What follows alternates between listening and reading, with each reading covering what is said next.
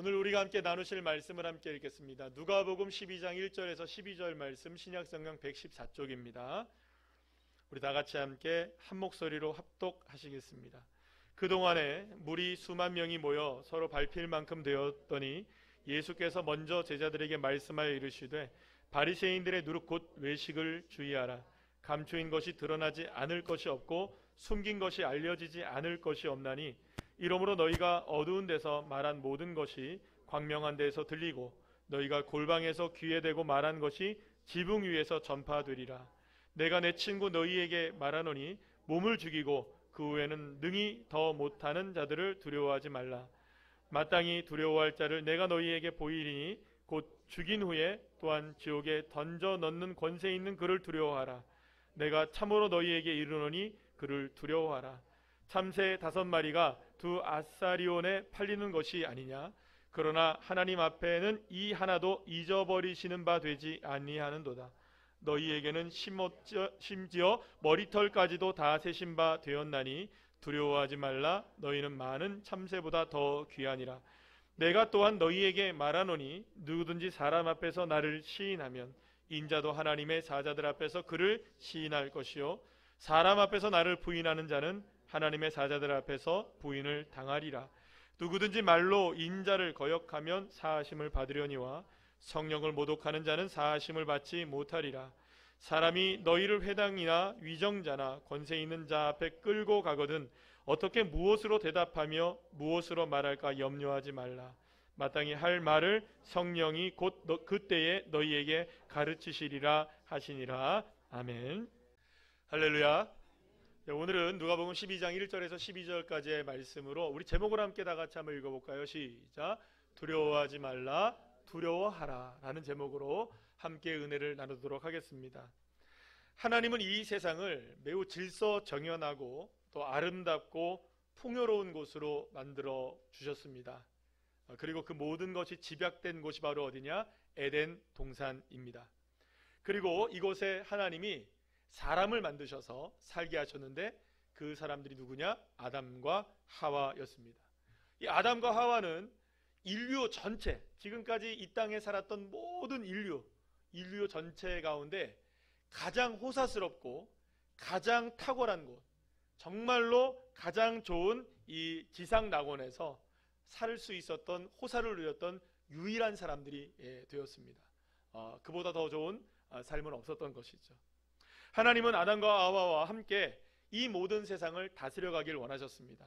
그저 그냥 하나님만이 홀로 다스리는 것이 아니라 이 모든 세상을 만들어 놓으시고 그것을 누구에게 맡기느냐, 경영은 누구에게 맡기느냐, 이게 사실은 아담과 하와에게 맡기려고 하셨어요. 그래서 이것을 우리가 보통 뭐라고 얘기하냐면 청지기의 사명을 줬다.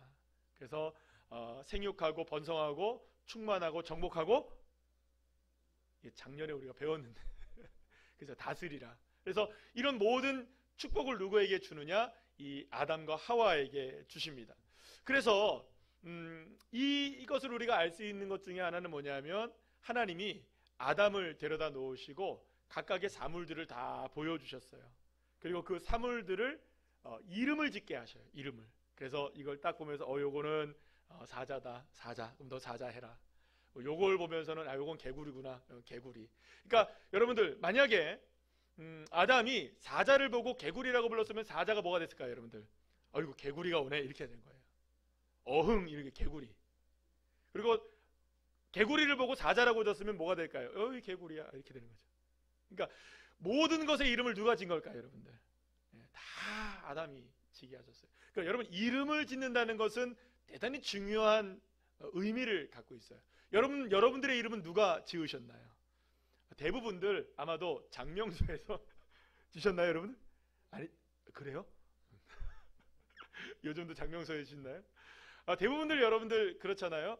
부모님들이 짓거나 할아버님이 짓거나 또 혹은 신앙적으로 짓기를 원하는 목사님께 부탁을 하시는 분들도 계세요.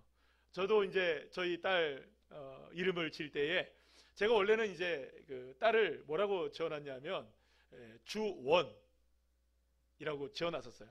그래서 주원이라고 하자. 주님이 원하는 사람이 되기를 바라는 마음에 주원이라고 딱 해놓고 저희 아버님께 이제 허락을 받으려고 딱 얘기하니까 저희 아버님이 갸우뚱하시는 거예요. 그러면서 야, 주원이 있는 이름은 참 좋은데 그 여자 아닌데 주은이라 해라. 그래서 주은이가 됐어요.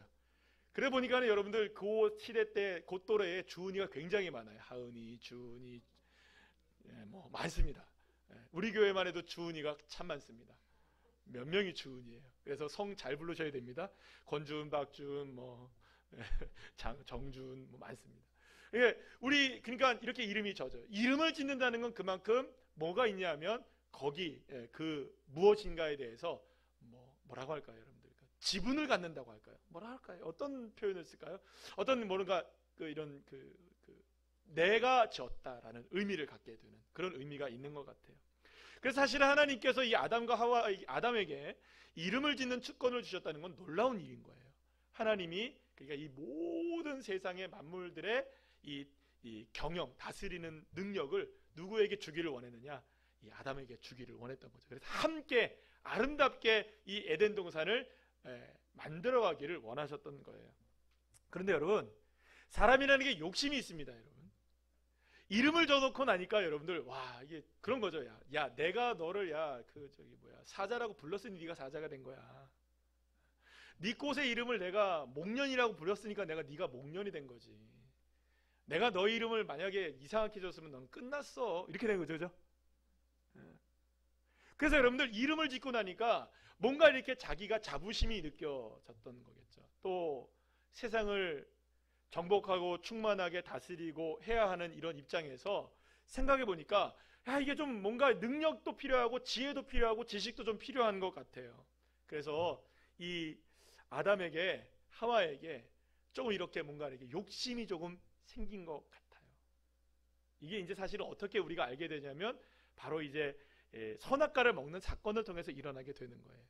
선악과를 따먹게 될 때 여러분들 그 뱀이 사탄이 뭐라고 유혹하나요? 너 눈이 정말로 밝아져서 하나님처럼 될 거야.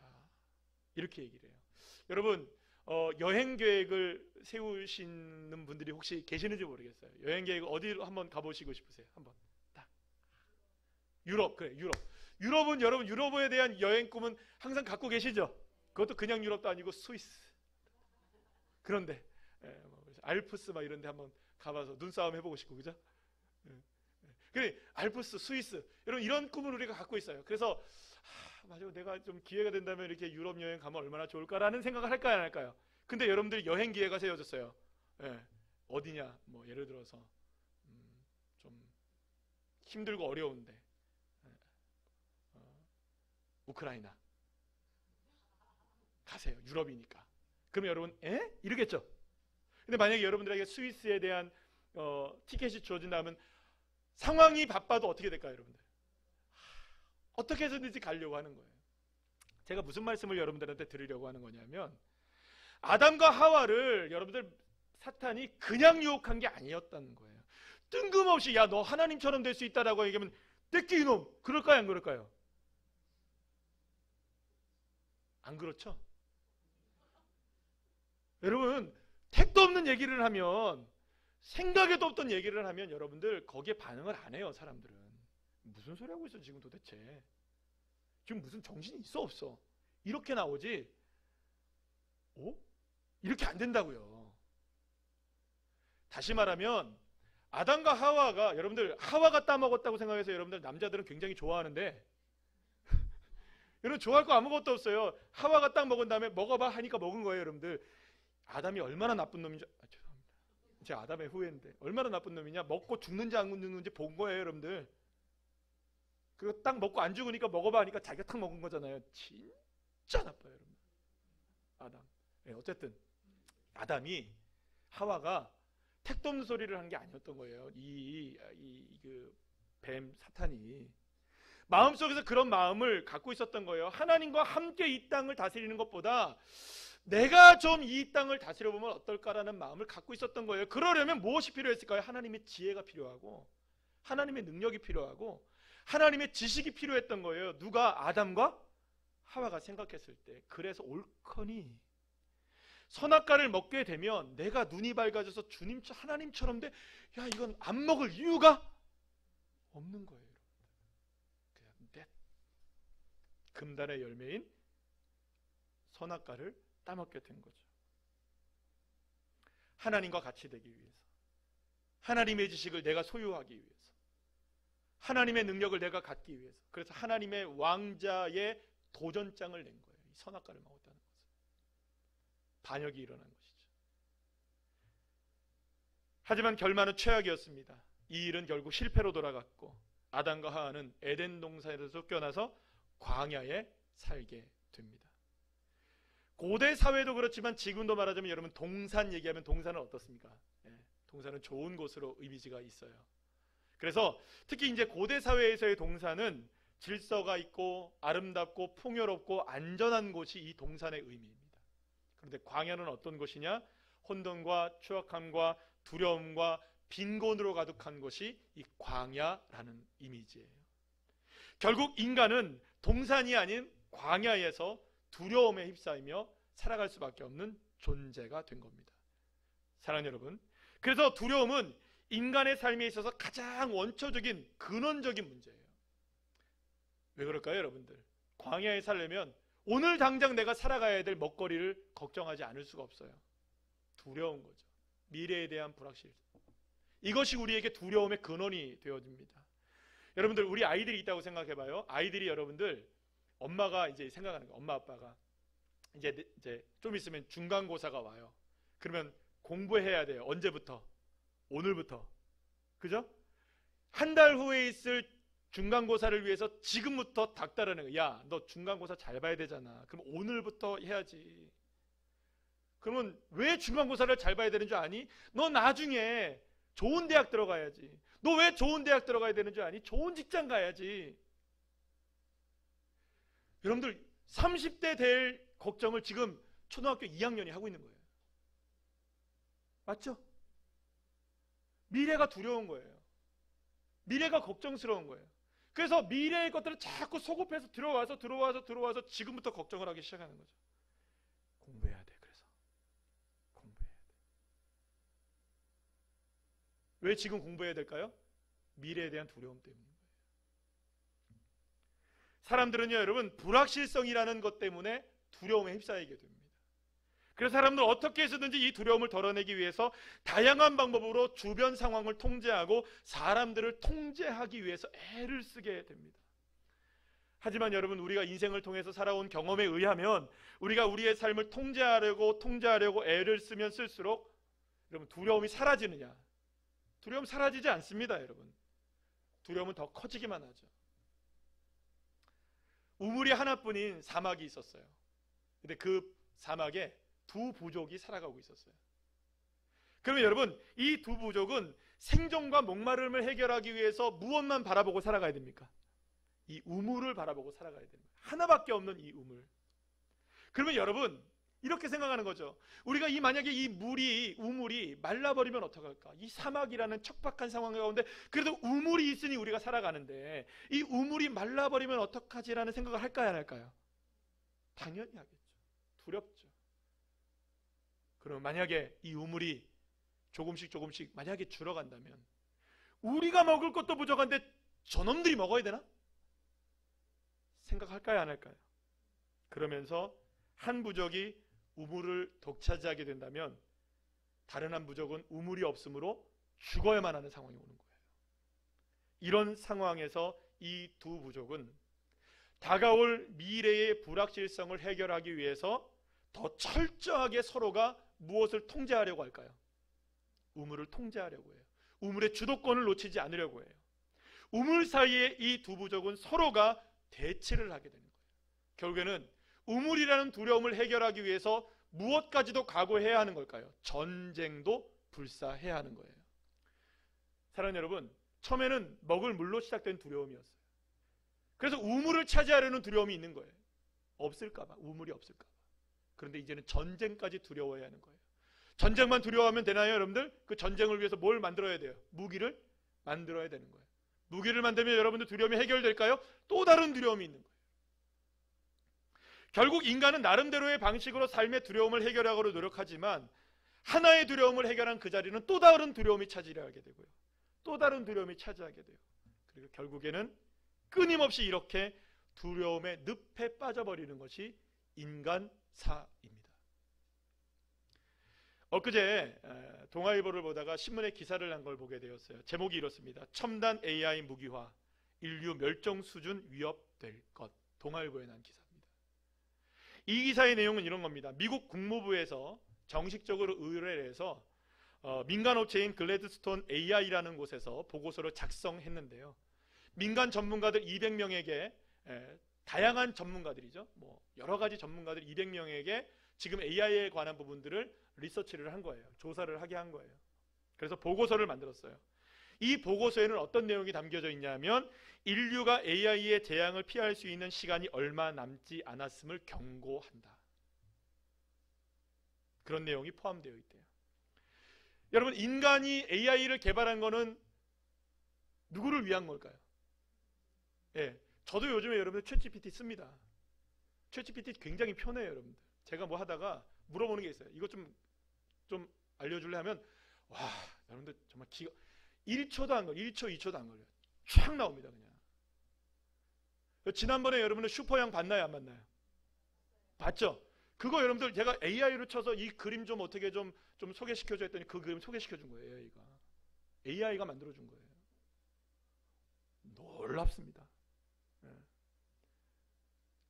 그런데 이 AI가 인간을 위해서 만들어서 나의 두려움을 좀 해결해 주기 위해서 만들었던 이 AI가 이제 곧 이 보고서에 뭐라고 나와요? 터미네이터 수준의 모습으로 나와서 인간의 삶을 위협하게 될 날이 얼마 남지 않았기 때문에 이러한 끔찍하고도 나쁜 결과를 낳기 전에 AI에 대응할 수 있는, 위협에 대응할 수 있는 규제 법안을 속히 만들어야 된다는 것이 이 보고서의 결론인 거예요. 사랑하는 여러분, 인류는 지금까지 두려움을 극복하기 위해서 다양한 도전들을 해왔고, 그러한 도전들을 통해서 과학은 물론 사회가 발전하고 시대가 발전해 나간 것은 분명해 왔어요. 하지만 그렇다고 해서 인간의 두려움이 사라졌느냐? 두려움이 사라지지 않아요. AI를 개발해놨더니 또 다른 두려움이 있는 거예요. 여러분, 한 몇십 년 지나면 터미네이터 우리 옆에 다닐지도 몰라요, 여러분들? 누가 인간인지 누가 AI인지도 모르고 로봇인지 모르고 진짜 있을 거예요, 여러분들. 사랑하는 여러분, 인간은 두려움을 통제하려고 할 때마다 또 다른 두려움에 직면해야 했고, 이 두려움의 굴레는 지금까지 그 누구도 단 한 번도 벗어나 보지 못했던 거예요. 왠지 아세요, 여러분들? 인간은 동산이 아니라 광야에서 살고 있기 때문입니다. 그렇다면 여러분, 이 세상의 삶 속에서 두려워하지 않을 수 있는 방법은 뭘까 도대체? 광야에서 살고 있는 인간의 이 두려움을 벗어날 수 있는 길이 뭘까? 자, 오늘 본문 1절 말씀을 우리가 함께 보면서 오늘 말씀을 함께 살펴보려고 하는데요. 오늘 본문 1절 말씀 보면 뭐라고 시작되느냐? 그 동안에 라는 말로 시작이 됩니다. 따라합시다. 그 동안에.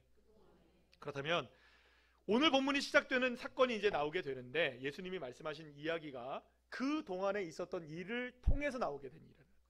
그럼 도대체 그동안 어떤 일이 있었느냐? 이걸 알아야 오늘의 본문이 해결이 되는 거예요. 이걸 알려면 누가복음 11장 37절 말씀으로 거슬러 올라가야 합니다. 예수님은 한 바리새인의 초대를 받게 돼요. 그래서 식사의 자리에 초대를 받아서 바리새인의 집에 들어가게 됩니다.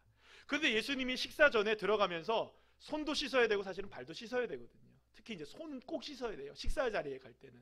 이게 왜냐하면 이게 사실은 이게 굉장히 중요한 정결법이었거든요. 그런데 예수님이 손을 씻지 않고 식사의 자리에 들어간 거예요. 사실은 이게 위생적인 문제도 그렇지만 이게 방금 말씀드린 대로 정결법이었기 때문에 반드시 유대인이라면 손을 씻어야만 했던 거예요. 그런데 예수님이 손을 씻지 않고 식사의 자리에 갔다? 정말 이상한 일을 예수님이 하신 거예요. 잘한 일일까요? 잘못한 일일까요? 예수님이 지금이라도 빨리 가서 뭐 해야 될까요? 손 씻어야 되는 거예요. 그런데 예수님이 몰지각하거나 비위생적이어서 손 씻지 않은 게 아닐 거라는 거죠. 뭔가 이유가 있어서 예수님이 분명히 손을 씻지 않으셨을 거라는 거죠. 그럼 도대체 왜 주님이 손을 씻지 않으셨느냐? 예수님이 손을 씻지 않는 것을 알게 된 바리새인들이 있었어요. 쑥덕쑥덕됩니다. 야, 저 예수라는 사람은 정결법도 몰라? 어떻게 식사의 자리에 오는데 이렇게 손도 안 씻어? 바리새인들이 어떤 사람들입니까? 말씀대로 사는 사람들이죠. 그러니 여러분 이게 눈에 딱 들어온 거예요. 예수님이 이 바리새인들의 마음을 알았던 거예요. 정확하게 간파하셨어요. 바로 이것 때문이었던 것이죠. 그러면서 11장 40절에서 바리새인들을 향해 이렇게 이야기를 하십니다. 다 같이 한번 읽어볼까요? 시작. 주께서 이르시되 너희 바리새인들은 지금 잔과 대접에 겉은 깨끗이 하나 너희 속에는 탐욕과 악독이 가득하도다. 주님은 바리새인들의 안과 밖의 문제가 서로 다르다는 것을 좀 이야기하시고 싶으셨던 거예요. 밖은 멀쩡하지만, 겉은 멀쩡하지만 속은 악독이 가득한 이 바리새인들의 모습을 지적하고 계신 거예요. 그래서 예수님이 일부러 손을 씻지 않으셨던 거예요. 그리고 예수님이 문제를 삼으신 것은 그럼 밖일까요? 안에 있는 문제일까요? 밖의 문제가 아니라 안의 문제를 문제 삼으신 거예요. 사실 여러분, 밖은 문제가 되더라도 별로 심각한 문제가 아니에요. 심각하진 않아요. 여러분 한번 서로를 한번 쳐다보실까요? 한번 쳐다보시고 인사 한번 해보시죠. 네. 자, 인사해보시나요? 안녕하세요. 얼굴 한 2초만 보세요. 2초만 시작. 하나, 둘, 예, 됐습니까? 얼굴을 보려니까 왜 땅을 보세요, 이렇게. 땅이요. 제가 왜 얼굴을 보라고 했냐면, 만약에 얼굴에 지금 여기에 뭐가 파프리 하나 묻어있다. 보일까요, 안 보일까요? 보여요. 그러면 어떻게 할까요, 여러분들? 지금 혹시 붙어있는 분 계실지 몰라요. 빨리 한번 보세요. 그럼 어떻게 하면 돼요, 여러분들? 이렇게 하면 되죠. 그럼 딱 얼굴 보면서 내가 이렇게 하면 그 상대방이 어떻게 해요? 어머, 그죠? 이렇게 될까요, 안 될까요? 여자분들은 거울 갖고 다니시니까 만약에 이렇게 화장이 좀 문제가 있거나 그러면 거울 여기 다시 한번 해야지. 될까요, 안 될까요? 여러분, 겉의 문제는 나도 알고 남도 알기 때문에 금방 고쳐져요, 여러분들. 아니면 고쳐진 것처럼 할 수 있을까요, 없을까요? 있어요, 여러분들. 얼마든지 가능해요. 하지만 안에 있는 문제는 그렇게 간단하지가 않아요, 여러분들. 나만 볼 수 있는 영역이기도 하고 때로는 나도 볼 수 없기도 해요. 그래서 이 안에 있는 문제는요, 여러분들, 언제나 나의 삶 속에서 문제가 되는 것은 밖의 문제가 아니라 안의 문제예요. 예수님은 탐욕과 악독으로 가득 차 있으면서도 겉으로는 거룩하고 괜찮은 모습으로 살아가고 있었던 바리새인들의 안에 있는 이 위선적인 문제를 지적하시기 위해서 일부러 손을 씻지 않으셨던 것이죠. 자, 그런데 예수님은 이러한 바리새인들의 위선적인 모습을 여기서 그칠 마음이 없으셨어요. 이제부터 집중포화가 시작이 됩니다. 예수님이 바리새인들을 향해서 3번을 연거푸 얘기하십니다. 화 있을진저 너희 바리새인들이여. 화 있을진저 너희 바리새인들이여. 화 있을진저 너희 바리새인들이여. 이렇게 얘기하면서 안과 밖이 다른 삶을 살아가는 바리새인들을 신랄하게 비난하기 시작합니다. 여러분, 이 이야기를 듣고 있었던 바리새인들 기분 좋을까요, 안 좋을까요? 여러분들, 화 있다는데 좋을 사람이 어디 있겠어요? 그것도 여러분 지금 누구네 집에 초대받았어요. 바리새인들의 집에 초대받아서 지금 밥 먹으러 오신 거잖아요. 그럼 식사 다 끝나고 집을 다 끝나고 돈 다 내면 그때 가서 나오면서 그냥 화이트진저 하고 도망가면 되는데, 아니 아직 식사하기도 전에, 아니 이놈은 여러분들 이렇게 밥이라도 제대로 드시겠어요, 여러분들? 예수님이 머리 들 곳조차 없는 분이 한 끼를 누가 주신다니 얼마나 고마운 일이에요. 그런데 이렇게 초대받아 갔으면 여러분들 좋은 얘기는 안 해주실 거면 화이트진저라고 얘기는 좀 이렇게 좀 자제하시면 되는데 3번이나 얘기하신 거예요. 듣는 바리새인들을 비롯한 율법교사와 서기관들이 불쾌했어요. 한 사람이 이야기를 합니다. 45절 말씀, 우리가 쉬운 성경의 말씀으로 읽어볼까요? 11장 45절 시작. 선생님, 이런 말씀을 하시는 것은 우리를 모독하는 것입니다. 정말 모독을 느꼈겠죠. 모욕을 느꼈겠죠. 하지만 예수님은 이러한 율법교사의 경고에도 불구하고 바리새인들을 비난하는 걸 멈추지 않으십니다. 이 말이 끝나기가 무섭게 예수님은 또다시 화 있을진저 너희여, 그 다음에 화 있을진저, 화 있을진저 3번을 더합니다. 더한 몇 번? 6번이나 말씀하세요. 그러면서 더 거세게 바리새인들의 위선적인 삶을 폭로하시기 시작합니다. 여러분, 한 숟갈 떴을까요? 못 떴을까요? 식사 자리가 완전히 지금 엉망이 돼버린 거예요. 그 안에 가득했던 바리새인들과 서기관들과 율법사들은 흥분하기 시작했어요. 더 이상 그 식사 자리가 유지가 되지 않을 거라는 걸 아셨던 예수님은 그 자리를 나오시려고 하셨어요. 그 자리에서 일어나서 나오시려고 하니까 바리새인들과 서기관들과 이 사람들이 예수님께 달려들기 시작합니다. 그래서 거세게 항의합니다. 왜 자신들을 이렇게 비난하냐고, 도대체 이유가 뭐냐고 하면서 거칠게 거세게 항의를 하기 시작합니다. 바로 이 일어나고 있을 그 동안에, 그게 1절 말씀이 시작되는 부분이에요. 이런 사건이 일어나고 있는 그 동안에 제자들과 예수님은 어디를 나온 겁니까? 그 바리새인 집에서 나오시게 된 거예요. 그런데 여러분, 바리새인들의 집에 딱 나오고 나니까 거리에, 그 마을에 수만 명의 사람들이 운집해 있던 거예요. 발 디딜 틈조차 없는 인산인해가 이루어지게 된 거예요. 제자들은 여러분 두려웠어요. 화가 나서 거세게 항의하며 예수님께 달려들고 있었던 바리새인들과 서기관들이 두려웠어요. 왜냐하면 그들은 당대 유대 사회를 이끌고 가고 있었던 리더 그룹이었기 때문이에요.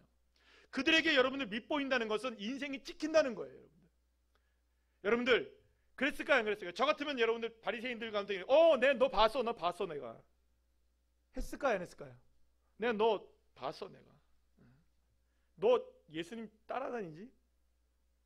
여러분, 그래서 예수님의 제자들은요 이미 다 알려졌어요. 얼굴들이 다 알려졌어요, 여러분들.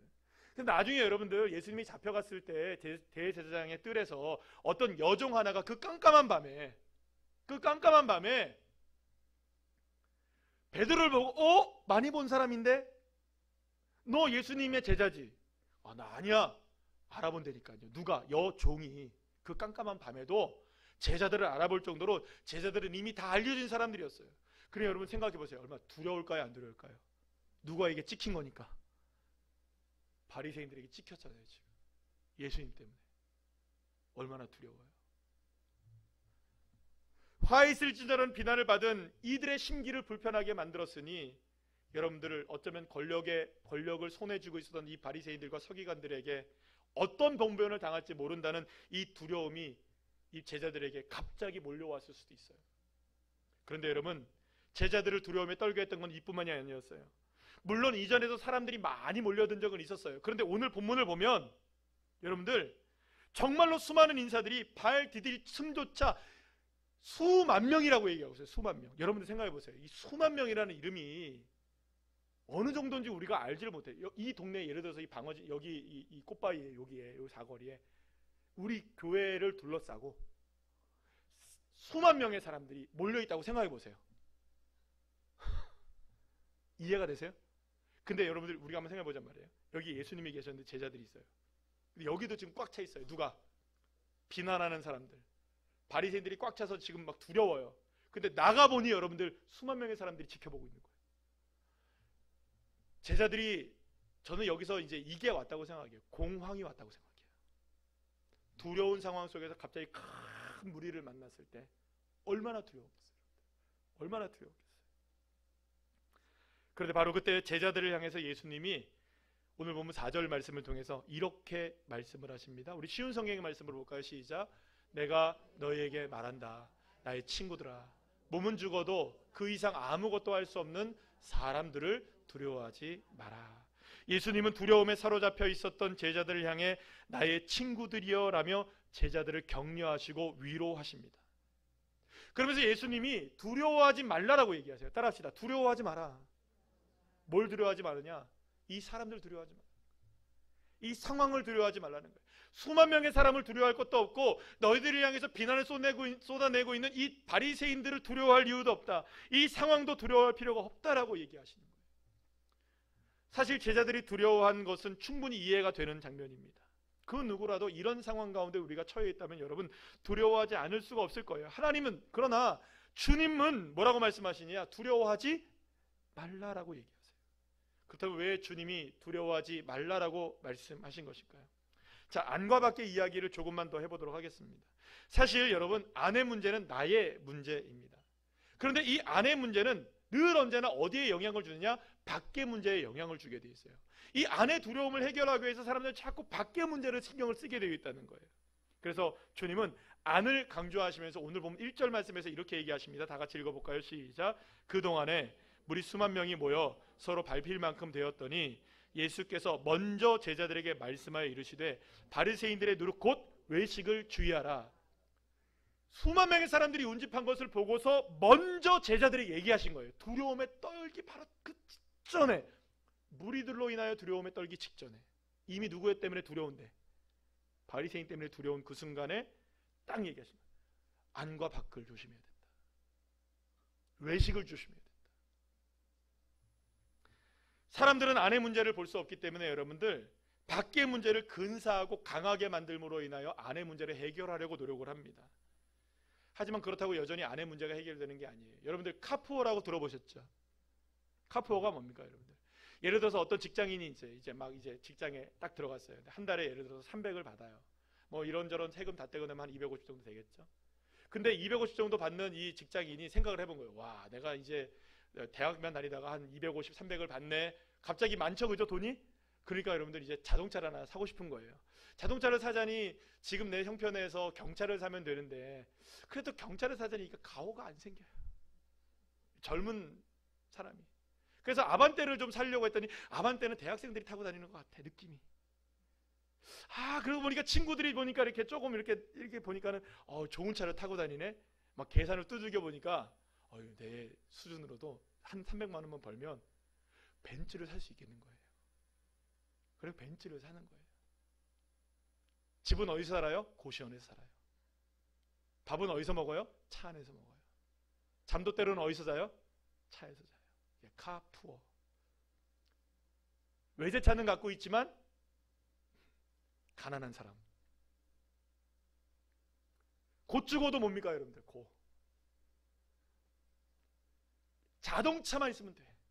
여러분들 축복합니다. 여러분들 중에서도 벤츠를 타시고 롤스로이스도 타시고 뭐 람보르기니도 타시고 할렐루야. 뭐 수준이 되셔서 뭐 하나님께서 주시는 은혜 가운데 뭐 그걸 타신다면 그게 뭐가 문제가 되겠어요. 근데 여러분들 이런 분들이 계시는 거예요. 자신의 안의 문제를 무엇으로 해결하려고 하느냐? 겉으로 해결하려고 하느냐? 남들이 보기엔 멀쩡하잖아요. 여러분들 만약에 제자들이 이 안에 있는 두려움, 이 두려움을 해결하려면 이 밖의 문제를 해결하려고 하려면 제자들은 두 가지를 중에 하나를 선택해야 되는 거예요. 여러분들 지금 바리새인이 두렵죠? 무리들이 두렵죠? 그럼 바리새인과 무리들을 압도할 수 있는 힘을 누가 가지면 될까요? 제자들이 가지면 여러분들 더 이상 그 사람들 두려워하지 않을 수 있잖아요. 그런데 현실적으로 가능해요? 불가능해요? 그러면 여러분들 이 제자들이 현실적인 이 두려움을 극복하기 위해서 자기들이 선택해야 될 일이 뭐냐? 굴복하는 거죠. 하지만 여러분 무엇을 선택해도 안의 문제가 해결될까요? 안 될까요? 안 돼요. 잠시 동안은 괜찮을 수 있어요. 그렇다고 밖의 문제도 안의 문제도 해결되는 것은 아니에요. 결국 여전히 따라합시다. 두려움은 남아있다. 그래서 여러분들 예수님께서 오늘 본문에 이런 말씀을 하십니다. 5절 말씀인데요. 메시지 성경의 말씀으로 보면 유진 피터스 목사님이 참 멋지게 번역을 해놓으신 것 같아요. 우리 다 같이 한번 읽어볼까요? 시작. 물론 그들이 너희를 죽일 수는 있겠지만 그 후에 너희를 어찌할 수 있겠느냐? 그들이 너희 존재의 중심인 너희 영혼에 할 수 있는 일이란 아무것도 없다. 너희는 너희 삶 전체 몸과 영혼을 그 손에 붙잡고 계시는 하나님만 두려워하면 된다. 아멘. 사랑하는 여러분, 예수님은 두려워하지 말라라고 말씀하십니다. 그러면 여러분, 그러면서 정말로 두려워해야 할 것이 있다면 바로 하나님이라고 말씀하시는 거예요. 그런데 하나님을 왜 두려워해야 한다고 하시느냐? 몸과 영혼과 우리의 삶 전체를 하나님께서 붙잡고 계시기 때문에 두려워해야 된다. 여러분, 그런데 이 두려워하다는 말에 헬라어와 히브리어를 보게 되면 포베오라는 단어와 야레라는 단어를 씁니다. 근데 이 단어는 두 가지 동시에 의미를 갖고 있어요. 하나는 두려워하다는 말이 있고, 이 두려워하다는 말과 동시에 쓰이는 말이 경외하다는 단어예요. 그러니까 여러분 이런 겁니다. 이 한 단어 안에 어떻게 이 두려워하다는 말과 경외하다는 단어가 있느냐? 제가 생각해 보니까 이런 거예요. 결국 우리가 알 수 있는 게 이거예요. 두려움은 무엇인가를 향하게 한다는 거예요. 그러니까 두려움이 무엇인가를 경외하게 만든다는 거죠. 예를 들어 우물을 지키려는 사람들은 우물을 지키기 위해서 전쟁으로 향하게 되는 거죠. 무엇인가를 문제를 해결하기 위해서 굴복하든지 정복하든지 무엇인가를 선택하는 자리로 나가게 된다는 거예요. 두려움을 해결하기 위해서 무엇인가를 향해 나가게 된다는 거죠. 그래서 그것을 경외하게 되는 것이죠. 예수님께서 몸과 영혼과 삶 전체를 붙잡고 계시는 하나님을 두려워하라고 말씀하신 것은 내 삶의 안의 문제, 곧 인생에 끊임없이 다가오는 이 두려움을 이길 수 있는 길은, 방향은 오직 내 영혼과 몸과 삶을 붙들고 계시는 여호와 하나님을 의지하고 하나님을 바라보고 하나님을 믿을 때에만, 할렐루야, 가능하다는 것을 주님 말씀해 주고 계시는 것입니다. 그렇습니다. 하나님은 내 안에 있는 모든 문제를 다 알고 계십니다. 여러분, 심지어 주님께서 비유를 들어서 뭐라고 말씀하시느냐? 참새의 삶을 알고 계십니다. 그런데 참새의 삶만 알고 계시는 거 아니에요. 우리의 머리털을 세신대요. 여러분, 우리 머리털이 작든 많든 셀 수 있는 분 계십니까? 우리의 머리털을 센다는 거, 여러분들 그건 정말, 이 말은 무슨 말이냐? 우리의 모든 것을 아신다는 거예요. 우리의 마음을 아신다는 거예요. 우리의 생각을 아신다는 거예요. 우리를 감찰하신다는 거예요. 주님이, 그러니까 내 부족함과 연약함을 알고 계시고, 주님은 나약함도 알고 계시고, 내 두려움이 무엇인지도 알고 계시는 거예요. 다른 그 누구는 절대로 알 수 없지만, 나조차도 알 수 없지만 내 안에 있는 두려움을 누가 알고 계시느냐? 여호와 하나님이 알고 계신다는 거예요. 그러니 여러분, 하나님은 두려울 수밖에 없는 분이에요. 그 누구도 알 수 없는 나 자신조차도 주님이 알고 계신다는데, 여러분, 이거 두렵지 않겠습니까? 그러나 여러분, 하나님은 내가 그 무엇으로 두려워가 있을 그때에 그 두려움에 휩싸이지 않도록, 그 두려움에 넘어지지 않도록, 그 두려움 때문에 우리가 힘겨워하지 않도록 우리의 마음과 우리의 영혼과 우리의 삶 전체를 주님이 어떻게 하신다? 붙들어 주고 계신다. 두려운 일은 있을 수 있어요. 두려움 때문에 넘어질 수는 있어요. 그러나 주님이 우리를 붙잡아 주신다는 겁니다. 다윗이 고백합니다. 시편 37편 23절 24절 말씀, 우리 쉬운 성경의 말씀으로 함께 읽어보겠습니다. 시작. 여호와께서 어떤 사람이 가는 길을 기뻐하신다면 그 사람의 발걸음을 굳게 붙잡아 주실 것입니다. 비틀거릴지라도 넘어지지 않을 것입니다. 왜냐하면 여호와께서 그의 손을 붙잡고 계시기 때문입니다. 아멘. 사랑하는 여러분, 두려워하지 마십시오. 광야와 같은 이 세상이 우리를 두려움에 가르는 일이 일어난다 할지라도 두려워는 마십시오. 그러나 정말로 우리가 두려워해야 될 게 있습니다. 경외해야 할 게 있습니다. 우리가 이 두려움이 향해야 할 끝이 있는 거예요. 누구를 경외해야 되느냐? 이 두려움이 주님을 향하는 길이 되어야 돼요. 주님을 경외해야 되는 거예요. 왜냐하면 나의 영혼과 삶과 내 모든 것을 붙잡고 계시는 분은 여호와 하나님이시기 때문입니다. 그래서 예수님은 오늘 보면 8절 9절 말씀에서 이런 말씀을 하시는 거예요. 다 같이 읽어볼까요? 시작. 내가 또한 너희에게 말하노니 누구든지 사람 앞에서 나를 시인하면 인자도 하나님의 사자들 앞에서 그를 시인할 것이요, 사람 앞에서 나를 부인하는 자는 하나님의 사자들 앞에서 부인을 당하리라. 아멘. 주님이 왜 이 말씀을 하셨는지에 대해서 곰곰이 묵상해 보았습니다. 왜 갑자기 주님이 사람들 앞에서 나를 시인하라고 하시지? 왜 나를 시인하지 않으면 나도 너를 시인하지 않을 것이라고 왜 말씀하시지? 아, 그렇구나. 지금 제자들이 지금 수많은 사람들 앞에 있어요. 두려워요. 너무나 무서워요.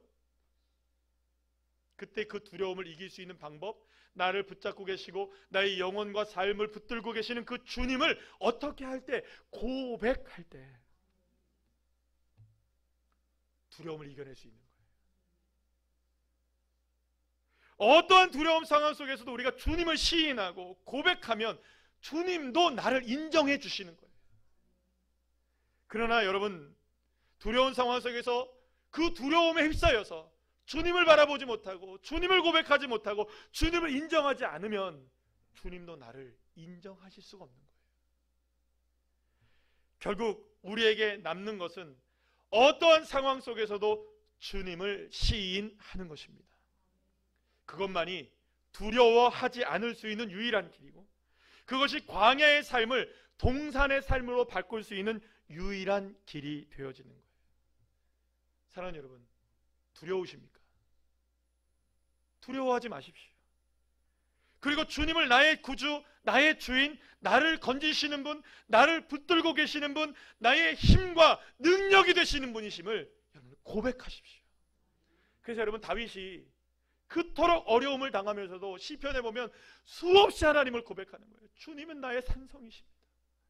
어려움을 당하고 맞고 넘어지고 쓰러지고 여러분들 너무 힘겨운 상황이 다가와도 주님은 나의 주님이십니다. 고백해낸 거예요. 그리고 그 고백으로 인하여 주님이 나를 붙들고 계심을 경험하게 된 것이고, 결국엔 그 고백으로 인하여 누가 인정하십니까? 너는 내 마음에 합한 사람이다. 사랑하는 여러분, 두렵습니다. 우리 모두가 다 두려워요. 내일의 삶이 두렵고 10년 후의 삶이 두렵고 AI가 어떻게 할까 봐도 두려워요. 여러분들, 자동차를 타는 것도 두렵고 걸어가는 것도 두렵고, 그러나 그 모든 순간에 우리가 두려움의 끝이 누구를 향하면 되느냐? 주님만 향하시면 됩니다. 주님을 고백하세요. 주님이 나의 힘이십니다. 주님이 나의 능력이십니다. 주님이 나와 함께 하십니다. 사랑하는 여러분, 그렇게 주님을 고백하고 시인하는 것이 우리가 두려움 이겨낼 수 있는 방법입니다. 사랑하는 여러분, 우리의 두려움이 향해야 할 끝은 오직 무엇이냐? 오직 주 여호와 하나님 한 분이십니다. 이 믿음으로 승리하시는 주의 자녀들 한 분 한 분들 다 되시기를 간절히 축복합니다.